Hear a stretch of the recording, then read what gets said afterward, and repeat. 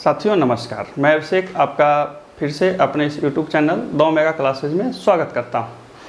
आज हम भारतीय लोकतंत्र में या भारतीय संसदीय प्रक्रिया में बहुमत के प्रकार का चर्चा करेंगे। बहुधा प्रश्न इससे पूछे जाते हैं और सबसे बड़ी बात आपको जानकारी भी होनी चाहिए कि आखिर बहुमत कितने प्रकार का होता है हमारे यहाँ। तो सबसे पहले ध्यान रखिए कि आखिर बहुमत होता क्या। बहुमत का मतलब होता है कि जितने भी लोग हैं उसमें अधिकतर लोगों की एक मान्यता, एक सोच या एक मुद्दे पर स्वीकृति, सहमति, जिसको ऐसे समझ सकते हैं कि कहीं पे 10 आदमी बैठे हुए हैं, 10 का आधा 5 हुआ, 5 से ज़्यादा हो गया मतलब 6 आदमी हो गए, 7 आदमी हो गए, तो कहा जाएगा कि भाई बहुमत है, बहुमत का फैसला होगा। आपने टीवी में, समाचार पत्रों में पढ़ा होगा कि सुप्रीम कोर्ट के जज जो थे, बहुत सारे जज बैठ के बहुमत से फैसला दिए। तो वहाँ पे क्या होता है कि 5 जज बैठ करके, 7 जज बैठ करके, 9 जज बैठ करके किसी मामले पर न्याय करते हैं, सुनवाई करते हैं और सुनवाई के उपरांत वो फैसला करते हैं। तो मान के चलिए कि 9 लोगों की बेंच थी, मतलब 9 जो माननीय जज थे उनका बेंच था और 9 में 5 लोगों ने अलग फैसला दिया और 4 लोगों ने अलग फैसला दिया। तो 5 लोगों की फैसला मान्य होगी चूँकि वो बहुमत हो गया। तो आप पढ़ते होंगे कि फला मामलों में जजों के 9 लोगों की बेंच में या 9 जजों की बेंच ने 5-4 के बहुमत से इस पर यह फैसला दिया कुछ भी मामले पे। तो कहने का मतलब है कि जहाँ किसी जगह पे बैठे हुए जितने भी लोग हैं उसमें से आधे से ज़्यादा यदि किसी मुद्दे पर सहमत है तो उसे माना जाएगा कि ये एक बहुमत का फैसला हो। तो ये रहता है बहुमत। अब देखते हैं आखिर हमारे संसदीय प्रक्रिया में, हमारे लोकतंत्र में, भारतीय लोकतंत्र में कितनी प्रकार के बहुमत हैं और वो कैसे कैसे कार्य करते हैं। साथ ही मैं बताते भी चलूँगा कि परीक्षाओं में ऐसे प्रश्न कैसे पूछा जाता है। तो सबसे पहले देखिए बहुमत एवं उसके प्रकार, टाइप्स ऑफ मेजॉरिटी। तो भारत में कुल 4 प्रकार के बहुमत हैं। याद रखिए भारत में कुल कितने प्रकार के हैं? 4 प्रकार के हैं, जिसमें 3 से ज़्यादा प्रश्न पूछे जाते हैं। एक यानी कि जो पूर्ण बहुमत है वो सिर्फ सरकार बनाने के लिए है। पूर्ण बहुमत जो हमारे देश में है, जिसे आप पढ़ते होंगे कि भाजपा ने, कांग्रेस ने या किसी पार्टी ने पूर्ण बहुमत से अपनी सरकार बनाई।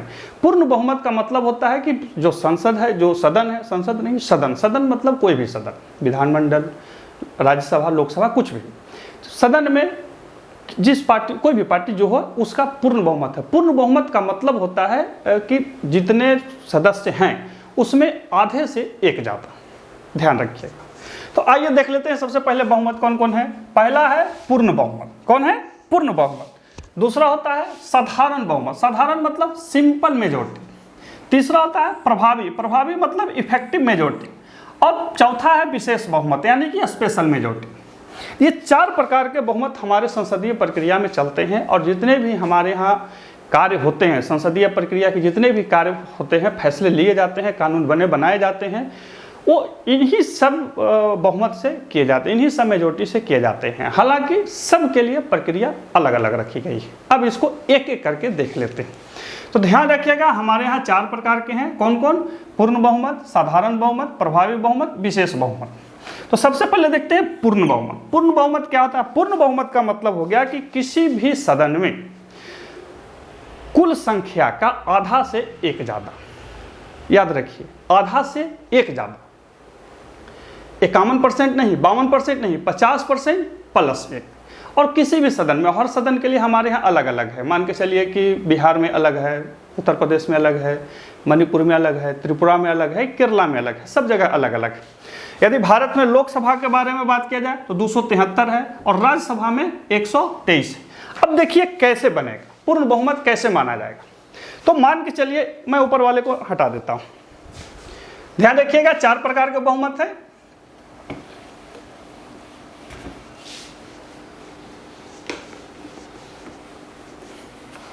तो पूर्ण बहुमत कैसे होगी देख लीजिए। मान के चलिए कि कोई सदन है, वहां कुल संख्या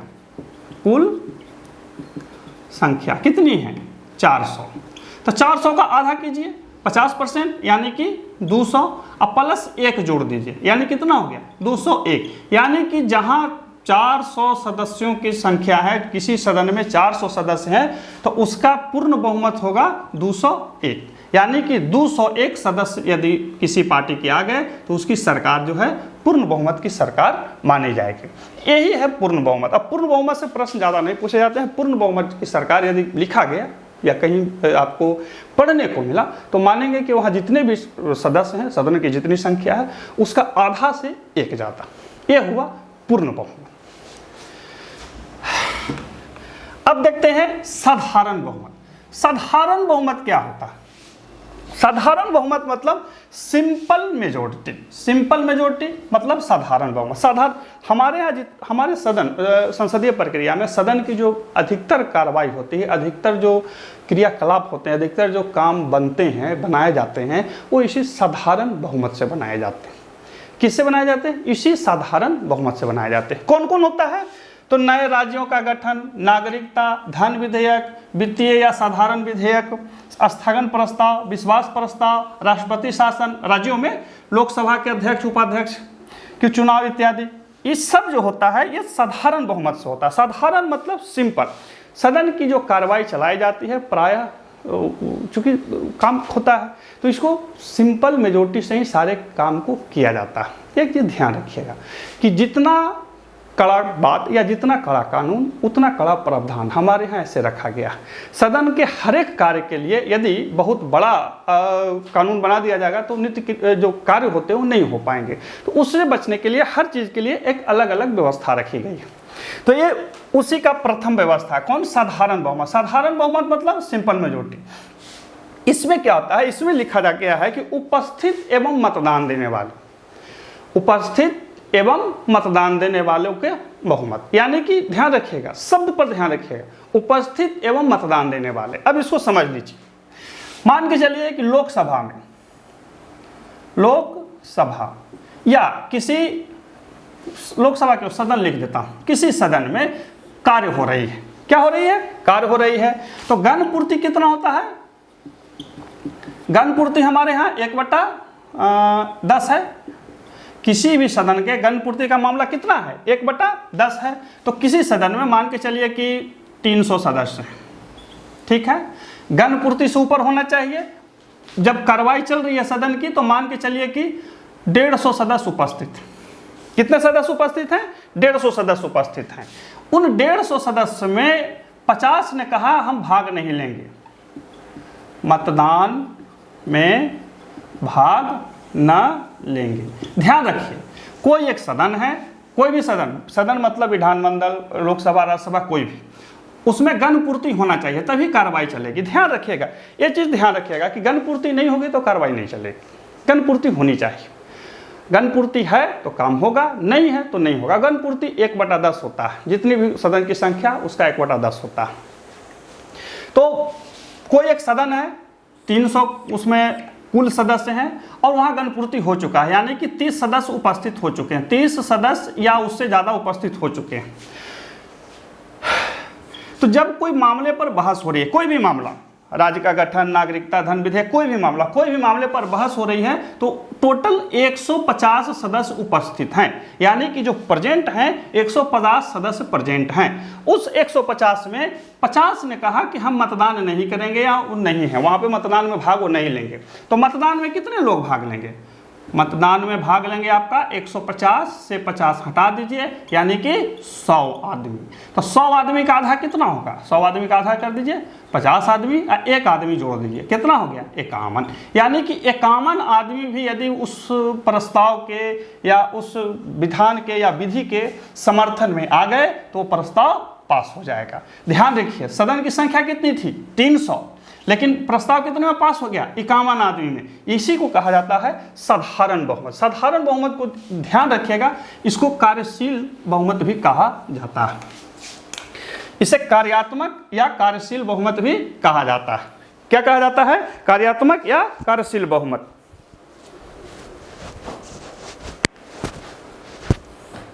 तो यह है हमारा साधारण बहुमत। इसको फिर से देख लेंगे, समझ लीजिए इसमें लिखा हुआ क्या है। साधारण बहुमत को लिखा क्या है? उपस्थित एवं मतदान करने वाले। ध्यान रखें, उपस्थित एवं मतदान दो चीजें। जब भी इस क्या कहते हैं पढ़े हैं तो जो शब्द लिखा हुआ उसके मायने को जरूर समझें। ध्यान रखिए, शब्द के मायने यदि आपको आते हैं तो आप समझ जाएंगे, नहीं आते हैं तो नहीं समझ पाएंगे।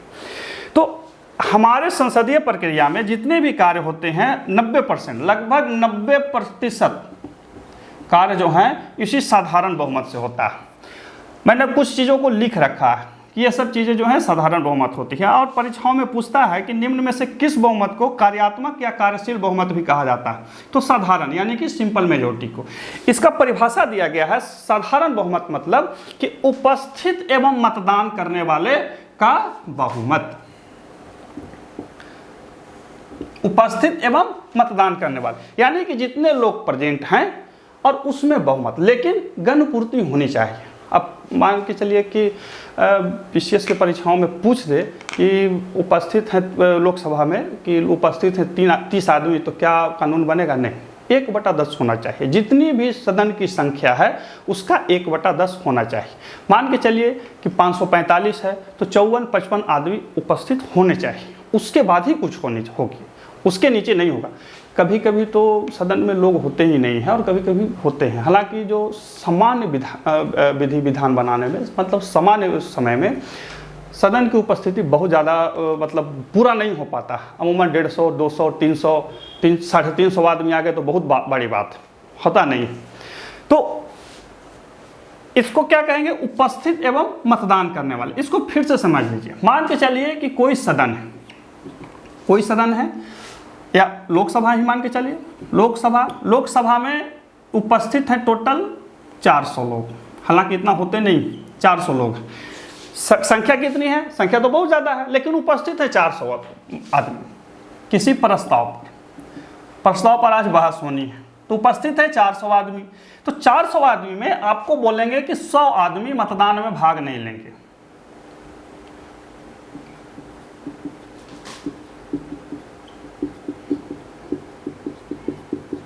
मतदान में भाग न लेंगे। अब ध्यान दीजिए, हमने क्या लिखा? उपस्थित कितना आदमी है? 400 आदमी। मतदान में भाग नहीं कितना लेंगे? यानी कि 100 आदमी।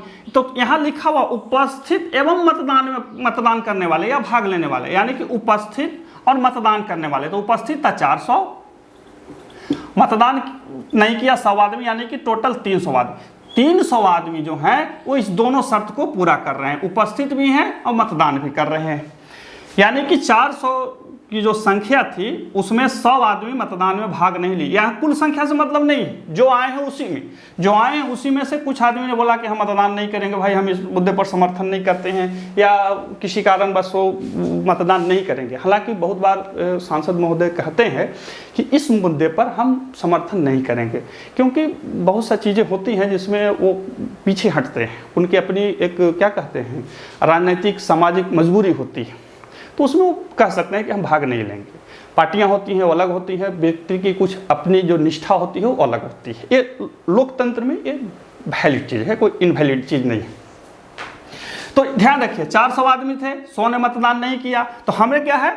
साधारण बहुमत के लिए दो चीज़ें, उपस्थित एवं मतदान। तो उपस्थित हुए कितना? 300 आदमी, और मतदान भी कितने किया? 300 आदमी। तो 300 आदमी का बहुमत होना चाहिए। तो 300 का आधा कितना होगा? 150 और +1, यानी कि 151 आदमी जब प्रस्ताव के मत में रहेंगे तो प्रस्ताव पास हो जाएगा, कानून पास हो जाएगा। यदि नहीं है तो फिर नहीं होगा। तो ये है साधारण बहुमत। तो साधारण बहुमत से ही सबसे ज़्यादा कार्य होते हैं हमारे देश में। और साधारण बहुमत का मतलब होता है उपस्थित एवं मतदान करने वाले। कुल सदस्य संख्या नहीं, प्रभावी बहुमत नहीं, उपस्थित एवं मतदान करने वालों का ध्यान रखेंगे। किसका? उपस्थित एवं मतदान करने वाले का। अब देखते हैं आगे।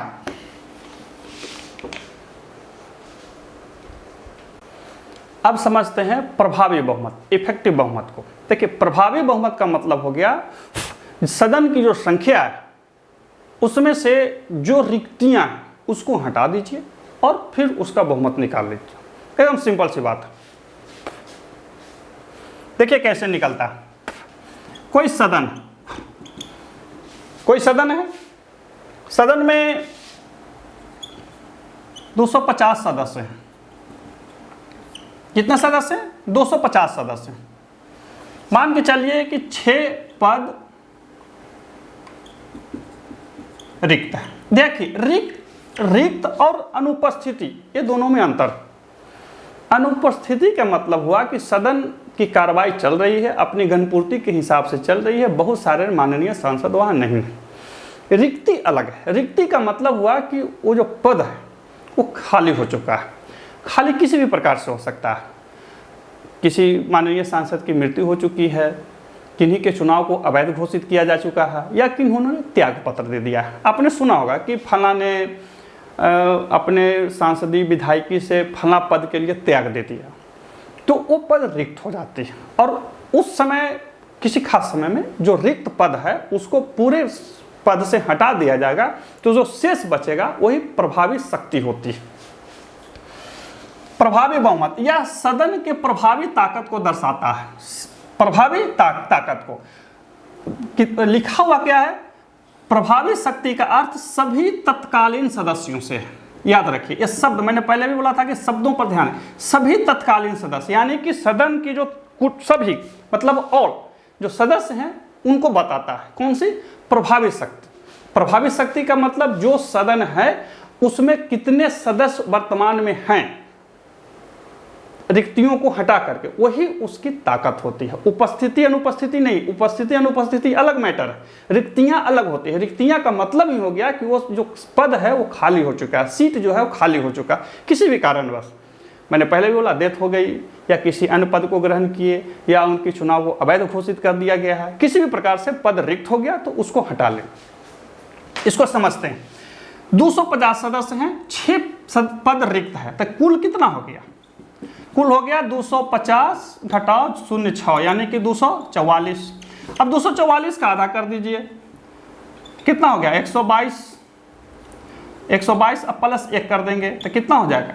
123। यानी कि जो सदन में 250 सदस्य थे, 6 पद रिक्त है, तो उसका बहुमत कितना होगा? 123। यानी कि यही 123 इसका प्रभावी बहुमत होगा। प्रभावी बहुमत का मतलब हो गया कि कुल सदस्यों की संख्या में से रिक्तियों को अनुपस्थिति नहीं, रिक्तियों को हटा दीजिए, फिर उसका जो बहुमत होगा वो उसका प्रभावी बहुमत हो जाएगा। तो ये है प्रभावी बहुमत। प्रभावी बहुमत का जो उपयोग होता है सदन के अध्यक्ष उपाध्यक्ष को हटाने के लिए होता है। हालांकि बहुत सारी चीज़ें थी, जैसे लोकसभा अध्यक्ष उपाध्यक्ष, राज्यसभा के अध्यक्ष उपाध्यक्ष, विधानसभा के या विधान परिषद के अध्यक्ष उपाध्यक्ष, तो उतना लिखने की जगह पर हमने सीधा लिख दिया सदन के अध्यक्ष उपाध्यक्ष को हटाने हेतु आवश्यक बहुमत। यानी कि जब किसी सदन के अध्यक्ष या उपाध्यक्ष को हटाया जाता है तो उसके लिए इसी प्रभावी बहुमत की आवश्यकता होती है। अध्यक्ष मतलब किसी भी सदन, राज्यसभा के जो अध्यक्ष होते हैं कौन होते हैं? सभापति कौन होते हैं? उपराष्ट्रपति होते हैं। राज्यसभा के उपसभापति को भी, विधानमंडलों के, विधान परिषद के अध्यक्ष एवं उपाध्यक्ष को, सभापति उपसभापति, किसी को भी हटाने के लिए इसी बहुमत का प्रयोग किया जाता है। अब परीक्षाओं में आपसे पूछ लेगा कि राज्यसभा के उपसभापति को हटाने के लिए निम्न में से किस प्रकार के बहुमत की आवश्यकता है? पूर्ण बहुमत, प्रभावी बहुमत, साधारण बहुमत, विशेष बहुमत। तो आपको टिक लगा देना है प्रभावी बहुमत। प्रभावी बहुमत का मतलब होता है कि सदन में जो कुल सदस्य संख्या है उसमें से रिक्तियों को हटा दीजिए, जो बचा उसका बहुमत। इसको प्रभावी बहुमत बोला जाता है। मैंने जो संविधान में पद लिखा हुआ उसको भी लिख दिया सभी तत्कालीन सदस्य। बहुत सारे लोग बहुत तरह के कंफ्यूज करेंगे, ध्यान उतना नहीं रखना। जितने भी तत्कालीन सदस्य हैं उनका बहुमत। तत्कालीन मतलब प्रेजेंट नहीं, जो सदस्य हैं प्रेजेंट अप्रेजेंट सबको मिला करके उसका बहुमत होना चाहिए, रिक्तियों को हटा करके। यह है प्रभावी बहुमत। अब प्रभावी बहुमत का कहाँ उपयोग होता है? सदन के अध्यक्ष उपाध्यक्ष को हटाने हेतु। सदन मतलब कोई भी सदन, लोकसभा, राज्यसभा, कोई भी, विधानसभा, विधानमंडल, कुछ भी। अलग अलग लिखने की आवश्यकता नहीं है। बहुत सारा मतलब शब्द और बहुत सारे क्या कहते हैं पदों को लिखने की जरूरत है। एकदम सिंपल ध्यान रखेंगे। प्रभावी बहुमत मतलब जितने भी सदस्य हैं कुल सदस्य संख्या में से रिक्तियों को हटा दीजिए, जो बचा वो प्रभावी शक्ति हुआ सदन का, और फिर उसका बहुमत यानी कि प्रभावी बहुमत हो गया। और प्रभावी बहुमत का उपयोग किसी भी सदन के अध्यक्ष उपाध्यक्ष को हटाने के लिए किया जाता है। यही इसका मुख्य काम है। अब देखते हैं साधारण बहुमत।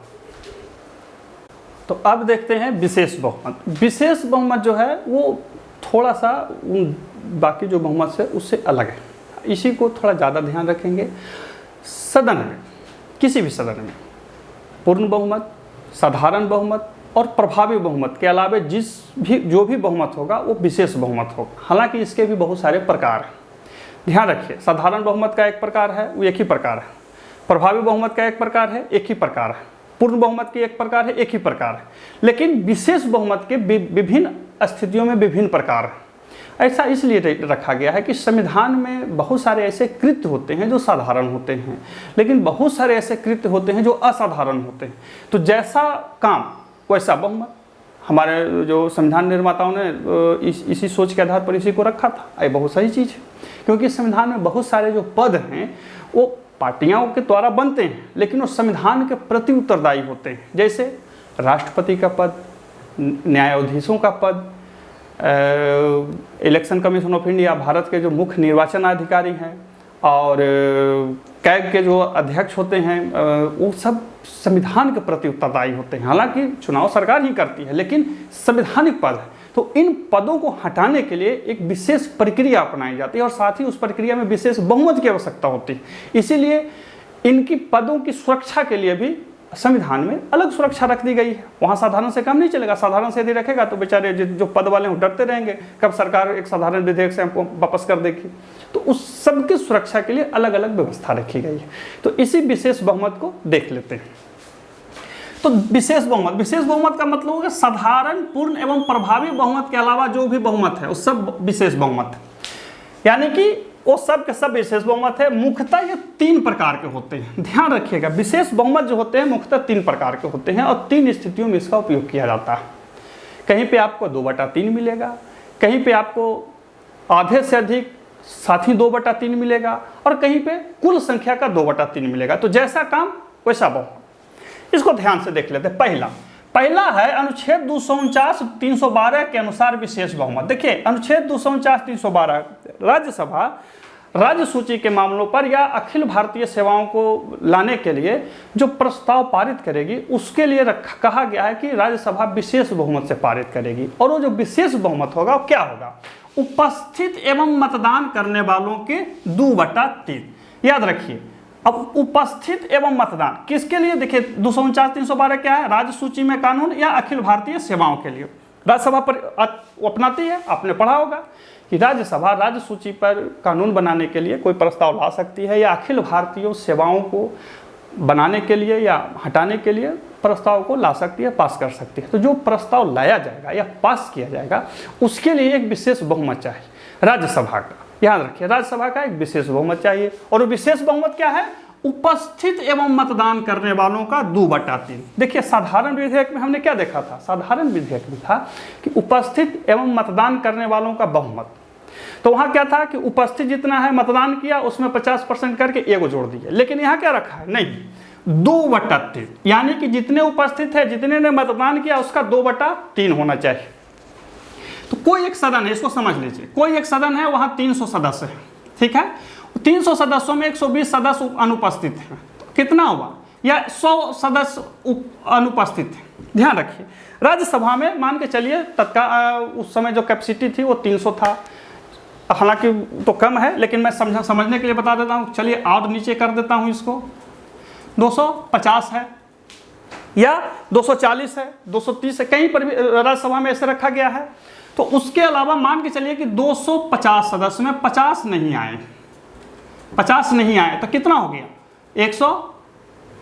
200 सदस्य हो गए, 200 सदस्य हो गए। यानी कि जो प्रक्रिया अपनाई जा रही थी उस समय 200 सदस्य थे। 200 सदस्यों में आपका 20 सदस्यों ने मतदान नहीं किया, मतदान नहीं किया। यानी कि 250 सदस्यों में 50 सदस्य अनुपस्थित थे, और 200 जो सदस्य आए थे उसमें से 20 ने मतदान नहीं किया। तो यानी कि कुल मतदान कितने लोगों ने किया? कुल किया 180 आदमी। यानी कि कुल 180 आदमी ने मतदान किया, यानी कि उपस्थित भी थे और मतदान भी थे। मैंने साधारण विधेयक में उपस्थित एवं मतदान के बारे में बताया कि जो उपस्थित है वो मतदान करेंगे, वही जो उपस्थित है मतदान नहीं करेंगे नहीं। बाद में वहाँ पर क्या होता है ना कि जब मतदान होता है तो गेट बंद कर दिया जाता है, बात हमें हृदय परिवर्तन नहीं करना है, जो करना है कर लीजिए और उपस्थित रहिए, मतदान में भाग लीजिए। ऐसा नहीं है कि प्रक्रिया शुरू हो गई मतदान के, उसके बाद आप कोई घुस जाएगा कोई बाहर नहीं। एक बार जो प्रक्रिया शुरू हो गई गेट बंद कर दिया जाएगा, मतदान होगा, उसके बाद फिर खोल दी जाएगी। तो उपस्थित एवं मतदान में कितने लोगों ने भाग लिया? 180। इसका 2/3 कर दीजिए, तो 2/3 कितना करेंगे? तो हो जाएगा 120, यानी कि 120 सदस्य जब इसको पास कर दिए तो कानून पास हो जाएगा, प्रस्ताव पास हो जाएगा। याद रखिए, उपस्थित एवं मतदान करने वालों का 2/3, आधा नहीं 2/3।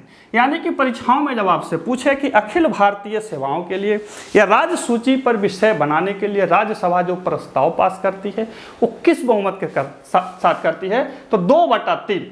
ध्यान रखिए, 2/3 वाले विशेष बहुमत, यानी कि उपस्थित एवं मतदान करने वालों सदस्यों का 2/3। ये जो है ये एक प्रकार का अलग विशेष बहुमत। अगला है अनुच्छेद 368 के तहत विशेष बहुमत। देखिए, अनुच्छेद 368 के तहत जो विशेष बहुमत होता है इसमें भी 2 प्रकार होते हैं, इसको ध्यान दे लीजिए। पहला क्या कहता है कि सदन की कुल शक्ति का 50% से अधिक तथा उपस्थित एवं मतदान करने वालों का 2/3 बहुमत। देखिए, अभी थोड़ा सा टेढ़ा हो गया, मामला टेढ़ा हो गया। ध्यान दीजिए, यहाँ क्या था? उपस्थित एवं मतदान करने वालों का 2/3। यहाँ नया चीज ले आया। नया चीज क्या है, इसको भी समझ लेते हैं। तो इसका जरूरत है नहीं, हमने हटा दिया। देखिए क्या कहता, शब्द क्या लिखा हुआ है, मैंने शुरू में बोला शब्द पर ध्यान रखिएगा। सदन के कुल शक्ति का 50% से अधिक तथा उपस्थित एवं मतदान करने वालों का 2/3। यानी कि मान के चलिए कि कोई सदन है, सदन का क्या है, 400 लोग हैं। कितना है? 400 लोग हैं। और वहां पे उपस्थित भी थे, आपका 380 आदमी उपस्थित था। बात समझ रहे हैं? 380 आदमी उपस्थित था या 360 आदमी उपस्थित था, मान के चलिए 360 आदमी उपस्थित था। कुल कितना है? 400। कुल उपस्थित कितना है? उपस्थित कितना है? 360। तो इसका 2/3 कीजिए। क्या इतना? 2/3 कितना हो जाएगा? 240। ये कितना हुआ? 240। तो देखिए, तो क्या 50%, 400 का 50% कर दीजिए, यानी कि 200 सदस्य हो गए।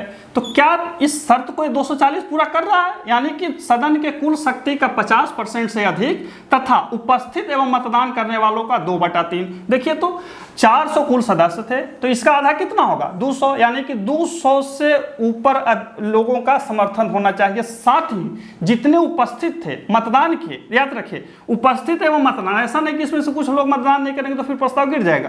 उपस्थित एवं मतदान करने वालों का 2/3, यानी कि जो उपस्थित थे उस सभी ने मतदान किया। यानी कि उपस्थित थे 360 आदमी और इसमें से मतदान भी सभी ने कर दिया और मतदान किया, तो उसका कितना होना चाहिए? 2/3, यानी कि 240। यानी कि 240 की जो संख्या है इस पूरे शर्त को पूर्ण कर रही है, तो प्रस्ताव पास हो जाएगा। यानी कि सदन के पूरे सदन के कुल क्षमता का बहुमत होना चाहिए। यानी कि मान के चलिए कि लोकसभा में 545 सदस्य हैं, 543 सदस्य हैं, 544 सदस्य, जो भी हैं, कुल सदस्य संख्या का, आधा का नहीं, प्रभावी का नहीं, कुल सदस्य संख्या का बहुमत होना चाहिए। यानी कि 273 सदस्य हमारे लोकसभा में हैं किसी प्रस्ताव के पक्ष में। साथ ही जो उपस्थित एवं मतदान कर रहे हैं उसका भी 2/3 होना चाहिए, तब ये 368 के तहत जो है प्रावधान या प्रस्ताव पास होगा। अब इससे होता क्या क्या आपने पढ़ा होगा। 367 जो होता है वो क्या क्या इसमें कहाँ पर उपयोग होगा? सर्वोच्च न्यायालय या उच्च न्यायालय के न्यायाधीशों को हटाना, CAG या CC यानी कि कैग और chief election commission of India है उनको हटाना, राष्ट्रीय क्या कहते हैं आपातकाल लगाना, विधान परिषद को हटाना या बनाना। देखिए, विधान परिषद वाला मामला को समझ लीजिए। विधान परिषद का जो मामला होता है वो राज्य विधानमंडल पारित करती है कि हमारे राज्य में विधान परिषद रखा जाए या विधान परिषद हटा दिया जाए। तो उसके लिए जो राज्य विधानमंडल क्या कहते हैं, राज्य विधानसभा जो पास करेगी वो उस प्रस्ताव को क्या कहते हैं 368 वाला जो विशेष बहुमत है उसी के अनुसार पास करेगी। यानी कि कुल सदस्य संख्या का आधा से एक ज़्यादा होना चाहिए, जो उपस्थित मतदान थे उसका भी 2/3 बहुमत से पास होना चाहिए।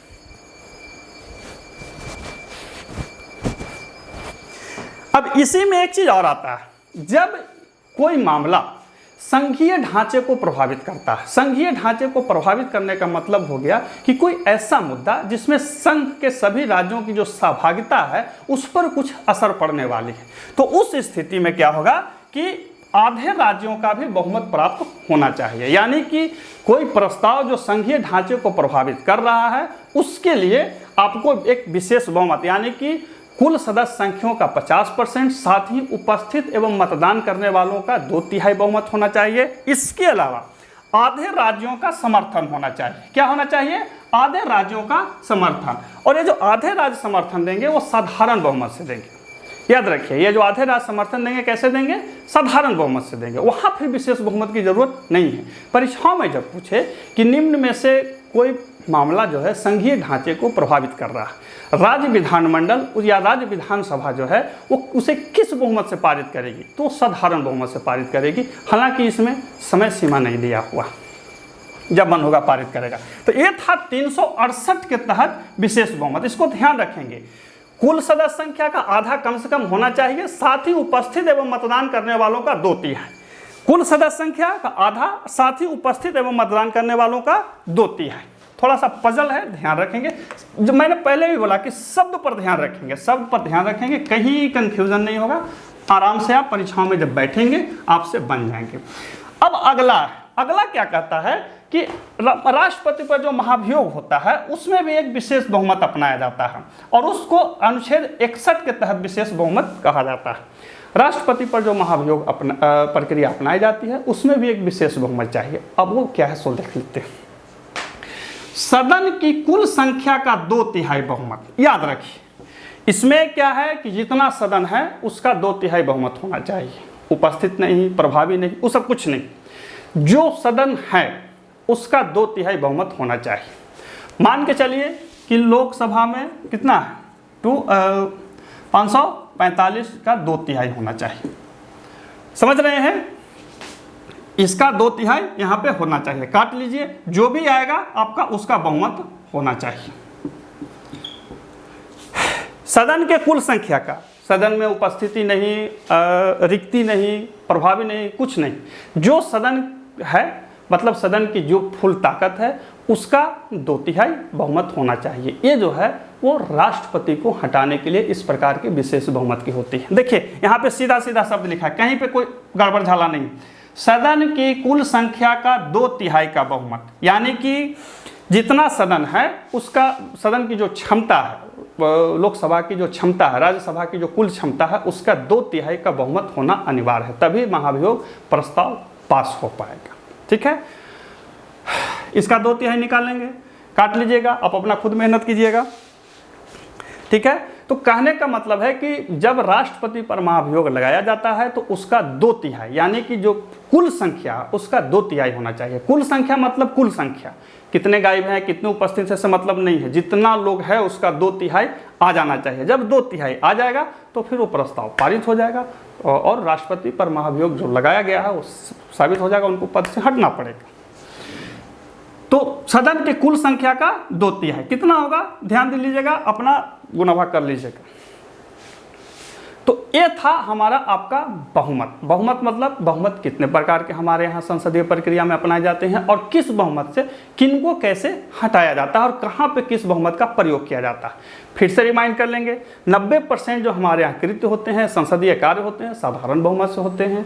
लोकसभा के सदन के अध्यक्ष एवं उपाध्यक्षों को हटाने के लिए प्रभावी बहुमत का उपयोग किया जाता है। विशेष बहुमत जो है विशेष परिस्थितियों में होता है। राज्यसभा जो पारित करेगी राज्य सूची आप क्या कहते हैं 312 के प्रस्तावों के लिए, वो उपस्थित एवं मतदान करने वालों का 2/3 होगा। अनुच्छेद 368 के तहत जो अपनाई जाएगी उसमें आधा प्लस जो उपस्थित मतदान करने वाले हैं उसका 2/3। लेकिन राष्ट्रपति पर जो है वो सीधा सीधा सदन की कुल संख्या का 2/3 होगा। सदन के कुल संख्या का 2/3 होगा। मान के चलिए कि 545 है, उसका 2/3 कर लीजिए, उसका आना चाहिए, उतना जब आ गया तो प्रस्ताव पारित होगा, नहीं आया तो नहीं हो पाएगा। तो यह था हमारा बहुमत। इससे संबंधित जो प्रश्न है बहुत पूछे जाते हैं और साथ ही जब शब्द पढ़ते हैं कहीं पर भी तो आपका ध्यान होनी चाहिए। फिर मिलते हैं अगले वीडियो में, तब तक के लिए नमस्कार।